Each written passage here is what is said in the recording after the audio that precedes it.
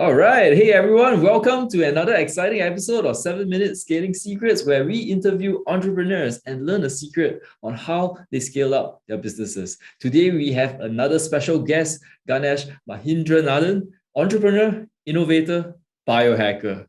Ganesh, tell us a little bit more about yourself. This episode was brought to you by Superscaling.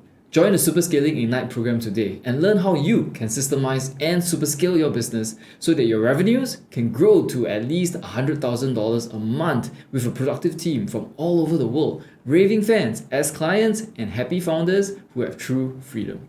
Visit superscaling.com/ignite today, and now back to the episode. Thanks, Alvin. Thanks for the fine introduction. I think it's a great initiative that you've launched. Myself personally, at the moment, I head up group innovation at RHB Bank. It's a local bank in Malaysia. We're the first agile bank actually in Southeast Asia.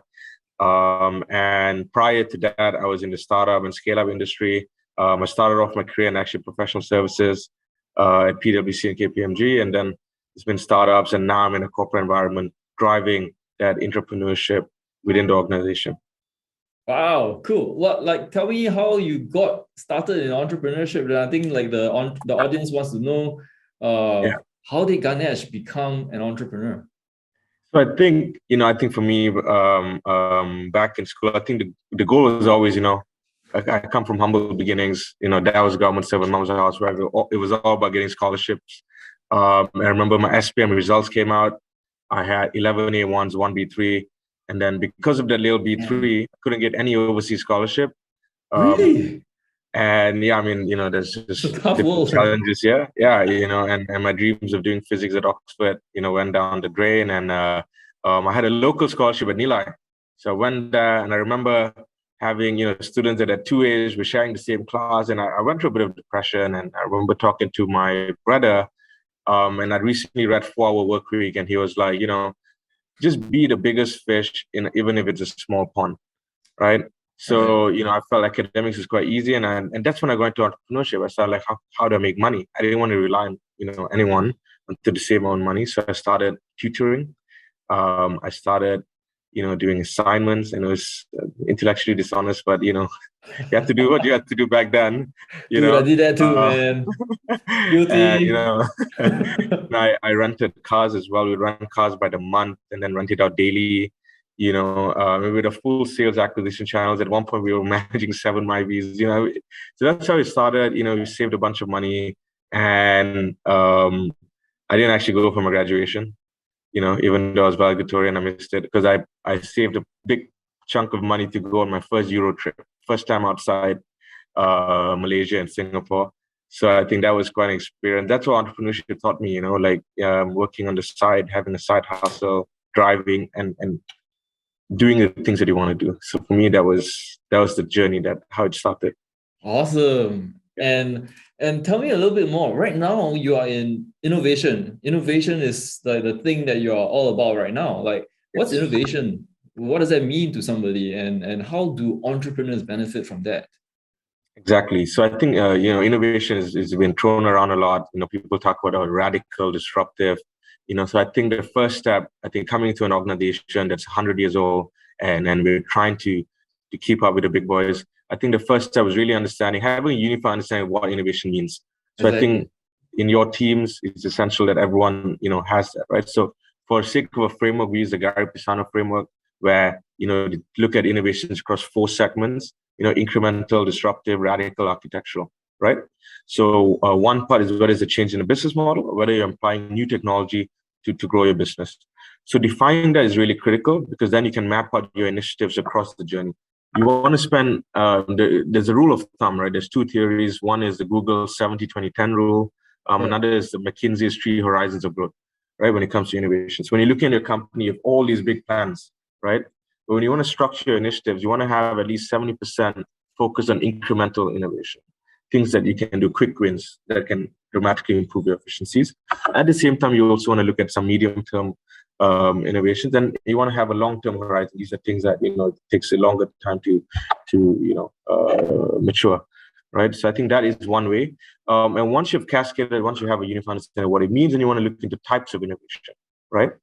So you can look up Dublin's 10 types of innovation, whether it's from organizational structure, whether it's from a network innovation, brand, new way of engaging a customer's process.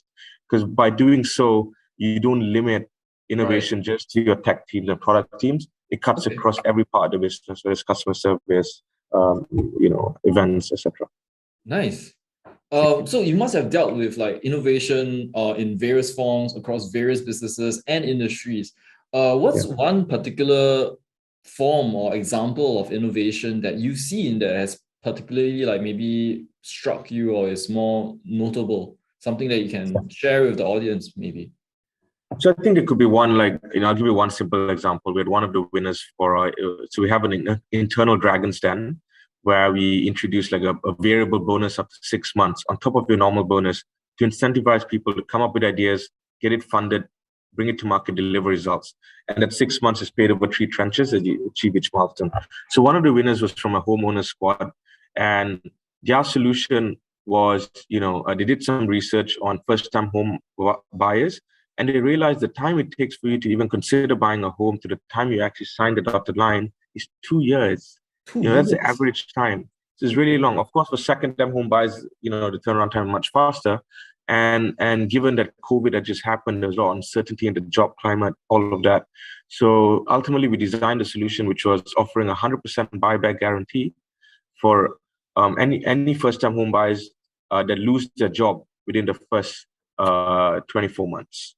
Right, so you have the property developer will buy it back from you, right? And what we intend to do is to give them the confidence to take that step towards home ownership, and knowing that if things don't work out, you have an exit strategy. That's just one example of which we went through the whole design, and that's one innovation that came up. Yeah. So the entrepreneur or the business basically went through a framework to actually arrive Yep. at this. Yep. Okay. So the framework is called design thinking, right? Design thinking. So how we do it, it's very typical. You have so many different names for design thinking. Hasselplattner Institute in Germany. In Japan, you have KTC. Swiss, you have Swisscom. IBM has Loop. Of course, D Stanford has their five methodology is the same, right? You start off by first understanding, and then you want to ideate, and then you want to test, and then you want to try, right? So the way we look at it, they come to us, we have a design challenge. What is the challenge you want to talk about? What are the key problems and the key user personas that you want to identify, right? Then you build out a discussion guide in terms of, okay, what do I want to talk to them about? You go talk to them, come back, analyze these insights, form a point of view, and you further define your problem statements using a how might we framework. From there, you move into ideation, do a bit of dot voting, get some consensus. Then you prioritize your ideas using a prioritizing matrix based on value versus effort, right? And then you can start bucketing that into like a sort of a backlog, right? These are the things. Wow. Then, of course, once you narrow down the solution, you build a prototype, you test it out with the users, come back, build a business case, and then you pitch it like a VC style pitch deck, right? And then you get funding, and then you bring it to market. But what we've done to make it even more wholesome is not just it's meant to be a transformative journey, right? It's about, we teach them breeding techniques, box breeding, right? Before presentation, right? We teach them IDOAT framework, how to run meetings more effectively, right? Having intention, clear desired outcomes, how do you deploy a RASI template, how to organize a data room, and across the board, we talk about emotions, talk about their lives, what is their why. And what I've seen is it's transformative. People, and talking to your customers, there are people that have been at the bank 12, 15 years, hadn't spoken to a customer in 2 years, like in person. And I think that is something people forget as you grow big. So growing, you should never lose that. Always talk to your customers. Man, I love that. I think that's a great reminder, and that's the kind of things that I tell my clients as well at Super Scaling when I coach them about entrepreneurship. Because a lot of times when we start businesses, yes, it requires a lot of risk taking, it requires a lot of courage and guts, and sometimes we just got to go with how we feel. Right? Just take that leap of faith. The problem is when we start growing, the things that you mentioned, everything from structuring how you think to maybe like, even like coming up with systems that get us to do the things that came naturally before, such as talking to our customers, such as spending time actually looking at whether our solution is even being customer centric or not. These are all things that start becoming like lost once the business starts to grow. And I love the fact that you brought structure to the chaos that is entrepreneurship, because a lot of businesses can benefit from this. Even if it's not the business at large, it might be teams that could benefit from this process. Absolutely. Absolutely. I love that. How in terms of innovation then, like how you mentioned two forms of innovation. Innovation that comes from within a team, is that considered innovation as well? Like when you have a team within a business, can a team be innovative even though the business is not? Absolutely, right. I mean, so when you say the business is not innovative, you're referring to a traditional kind of business. Yeah. What if the business itself, might not necessarily be innovative? It could be a traditional SME, it could be a conventional business, but maybe the business has lost its way. But what happens if a team inside a business, either because of a specific mandate from the upper management or from say foresight of the team leader, decides to introduce innovation? Can that still happen though? Because the other way is more common, where the business decides to be innovative. Can a team within a business be innovative? Yeah, so I think definitely it can be done, right? But ideally, it has to start top down, and that's where the agile transformation needs to happen first. Right. Once people are self-organized and into tribes. So the way we do it at RHB, we have certain tribes that look into specific customer journey. So your job is to just look at this end-to-end customer journey. Let's say, so we have under assets, you have secured assets. Under secured assets, you have auto finance and homeowners, right? I would look at first-time home buyers, and those teams are organized in a way that is multidisciplinary, right? So you have your core team members, and you also have someone embedded from marketing, you have someone embedded from operations and process, and that is key for you to be able to ensure speed to market, right? Because you have to worry about talking to folks on different portfolios. I love it, man. Stakeholder management, involved people. Man, I think that's something that is a sad truth of businesses, either entrepreneurship or like in business in general. I ask this question because I have clients who have to work with partners who might be businesses that are traditional, and sometimes they move a bit slowly, either because of upper management or because that's just the way things are in a business. But they have great teams that sometimes can be a lot more innovative and can be a lot more driven. But I think, like what you said, innovation has to come from top down to really be embraced and to really be supported within the organization. Cool. Absolutely. All right. Ganesh, we have two questions. Number one, the first question: what is the most important habit to be a successful entrepreneur? That's a great question, when it comes to habit. And I think it goes before the habit. I think the habit is the byproduct once you have sort of understood what your core values are. You can do a simple values test, understand what your strengths and weaknesses are, perhaps do an Enneagram or an MBTI. Once you have mapped out those data points, then what I would strongly advise is to then look into the different facets of life, right? Whether it's health and fitness, intellectual, emotional, financial, relationships across the board, and really identify what is the ideal state that you'd like to achieve across these dimensions, right? And so that at least you come to a point where, let's say your focus is on your company, but at the same time, you want to ensure that your relationship does not get affected, which might affect business as well, right? Absolutely. So by having a clear understanding of that, you can then create sort of goals via OKRs, quarterly OKRs, which can then be cascaded down to your habits.